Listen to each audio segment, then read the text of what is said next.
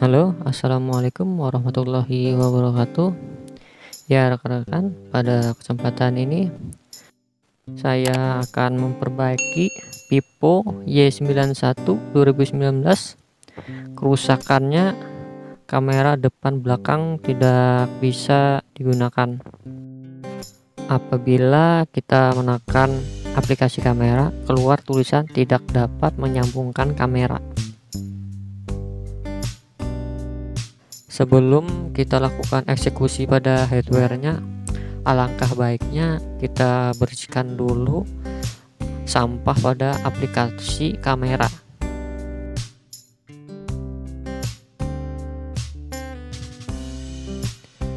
Kita pilih penyimpanan dan kita pilih file sampah yang bagian paling bawah, ya, kita hapus.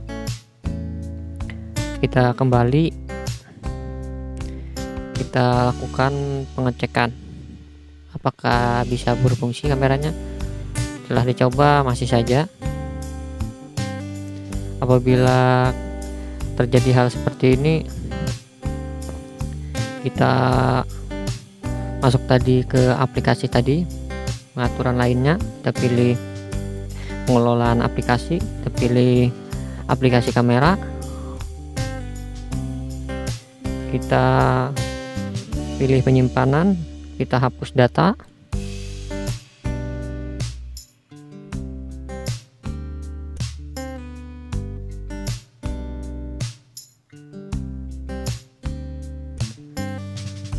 setelah itu kita kembali dan kita paksa berhenti aplikasi.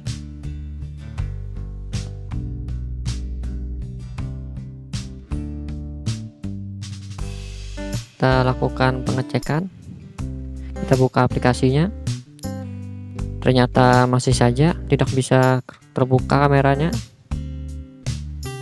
Kita bisa lakukan reset ke pengaturan pabrik. Apabila masih saja sudah di reset kembali ke pengaturan pabrik, sudah dipastikan ada terjadi kerusakan pada hardware-nya. Kita lakukan eksekusi, kita matikan dulu handphonenya. Jangan lupa kita keluarkan SIM cardnya.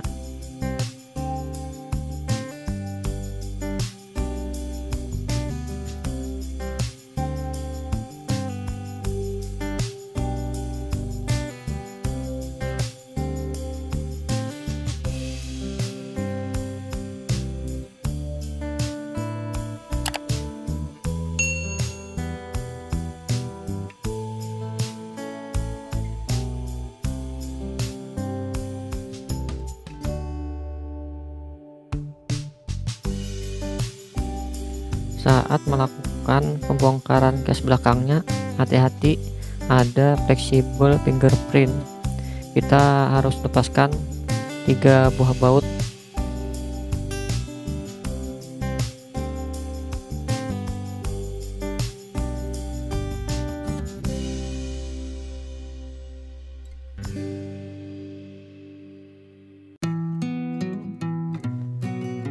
Selanjutnya kita lepaskan fleksibel baterai, fleksibel charger, dan fleksibel LCD.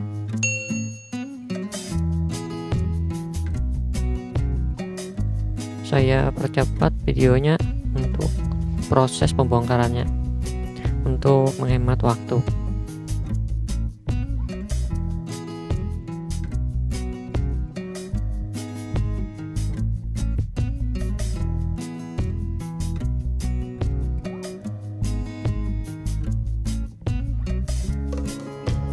Kita pasang kembali kamera belakang dan mesinnya untuk melakukan pengetesan.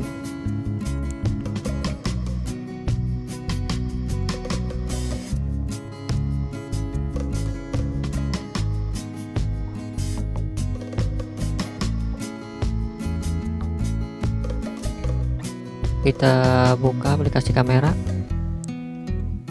ternyata masih saja tidak bisa berfungsi. Dan kita coba buka, hidupkan bagian senter. Nah, ternyata senternya pun juga mati. Ini terjadi karena ada short, ada bagian kapasitor atau kutu-kutu yang ada di bagian komponen bagian kamera. Pick sudah hardware bagian kamera belakang yang rusak. Dan selanjutnya kita lakukan pengecekan kamera depan. Kita lepaskan kamera belakang dan kita pasang kamera bagian depannya saja.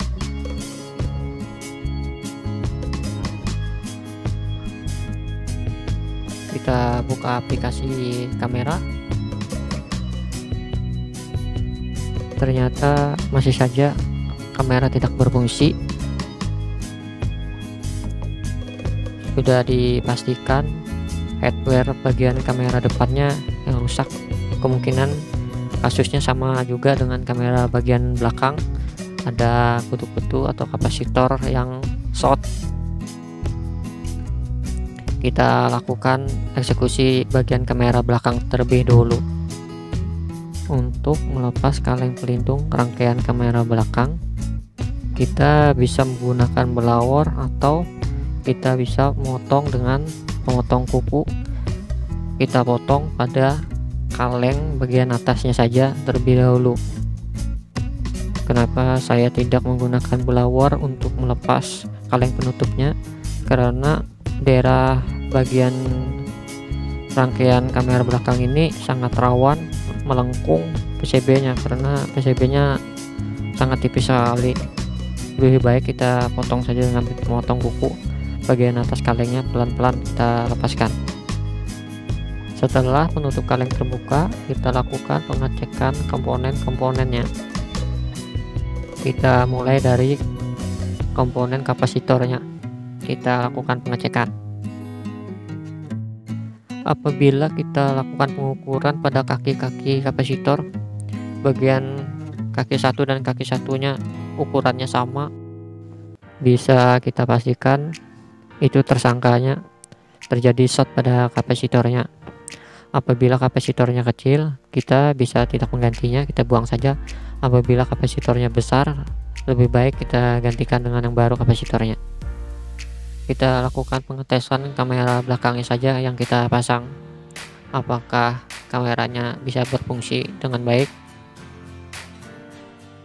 Kita buka aplikasi kameranya, dan ternyata kameranya berfungsi dengan baik, kembali seperti semula, normal kembali. Coba senternya apa bisa menyala. Senternya telah menyala, berarti perbaikan kamera belakang sudah sukses.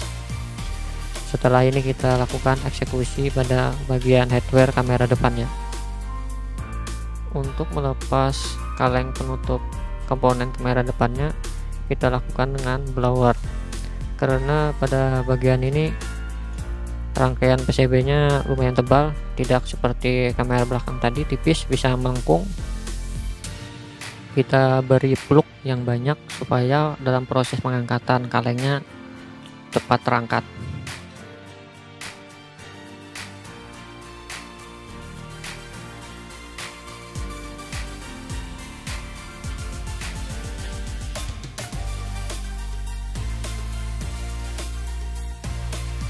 Setelah proses pengangkatan kaleng, kita dinginkan dulu rangkaiannya. Setelah dingin, kita bisa lanjut melakukan pengukuran kapasitor pada rangkaian kamera depan. Kita cek satu persatu.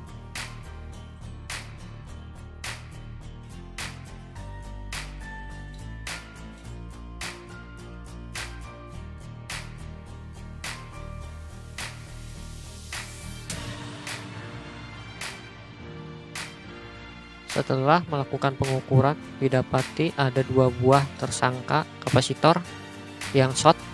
Kita akan melakukan pengangkatan kapasitornya. Karena kapasitornya kecil, kita tidak perlu melakukan penggantian.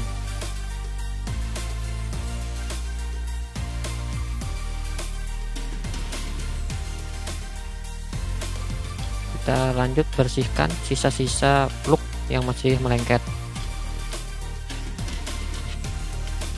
Kita rakit kembali untuk melakukan pengetesan apakah kameranya dapat berfungsi.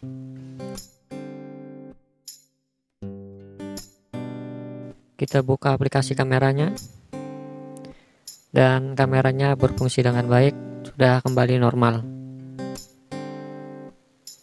Kita coba juga kamera belakangnya berfungsi dengan baik. Setelah ini kita lakukan perakitan kembali.